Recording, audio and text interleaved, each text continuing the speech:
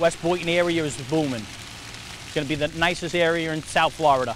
A declaration from the owner of Massimo's Italian restaurant, obviously happy with all the development he's seen spring up in the area. Decided to move in here where all the growth is west from us, and we were in a couple different locations, and we see the potential down here. Signs of farmland are still seen near State Road 7 and Boynton Beach Boulevard. But as land is cleared away, the signs of growth are all over. Encouraging new residents and business to move in, Alabama Joe's opened 2 weeks ago. Really fell in love with this area. We've got the new hospital going in. There's tons of homes. It's a real family-oriented neighborhood. The skeleton of the Bethesda West Hospital is taking shape, sure to bring more people and money to the area. Another reason why small business owners took a chance on West Boynton Beach despite a shaky economy. It's actually a good time to grow if you're in the right areas. The deals are better you could make right now than if the economy was really strong. Next to youth soccer fields, there's a new amphitheater for family-oriented events, and for some who live nearby, all the development is a good sign. Just more stuff to do around here now, just more stuff for the community, more jobs are opening up, so it's good. I think it's a good thing. The United States is rolling through the Women's World Cup being played in Germany, but the excitement has brought out fans of all ages, especially right here in South Florida, as Boca Little Leaguers and the FAU soccer squad had front row seats at Miller's Ale House in Boca Raton. I believe in Abby Wambach and all of them, so I think they can pull it off. And Team USA never looked back after that first goal. Magic Jack player Abby Wambach is a fan favorite with the hometown crowd. Seen here as Tatum Ireland showed off her Abby Wambach autographed t-shirt. It's awesome. She's like my idol. Watching the women's team on the big screen is an inspiration for this younger generation. They normally catch Wambach and other stars playing home games at FAU before they left for the World Cup. We have Abby Wambach after a Magic Jack game with 2 of Team Boca's players. Yeah, it's definitely inspirational to watch them play on our field, and just like even if they get to play with us, that'd be amazing. Juries want DNA and forensics evidence in the cases. They see it on TV all the time. They're expecting it.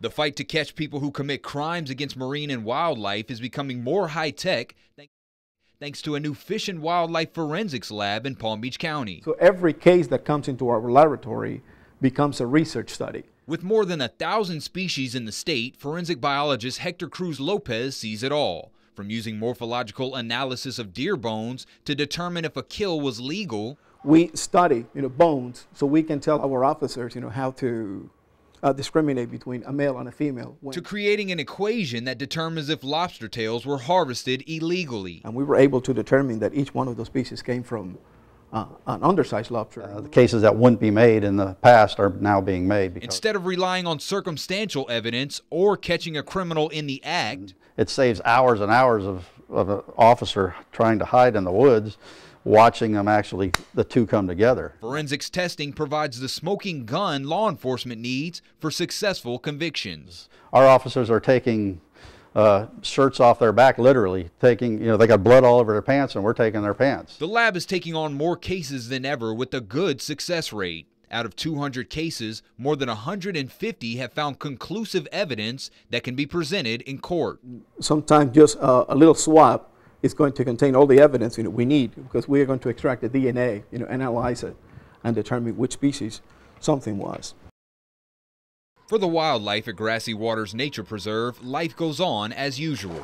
The same goes for a school field trip as students stare in amazement at the sight of a nearby alligator. But the nonprofit group in charge of educational and outreach programs at Grassy Waters has ceased its operations. The economy has caused us to not be able to raise the kinds of funds necessary to help the city and provide them as much money as we would want. For 14 years, the nonprofit has operated under a contract agreement with the city of West Palm Beach. We've provided close to $3.5 or $4 million in either direct financial assistance or in-kind assistance to the city. But after expiring in 2008, no contract renewal was given. Nichols says the city presented one back in February, but at that point, it was too late. And by the time they sent us a new agreement earlier this year, almost 3 years late, it was too late for us. The economy had hurt us so bad. The city says they're committed to preserving and advancing the goals of this natural gem.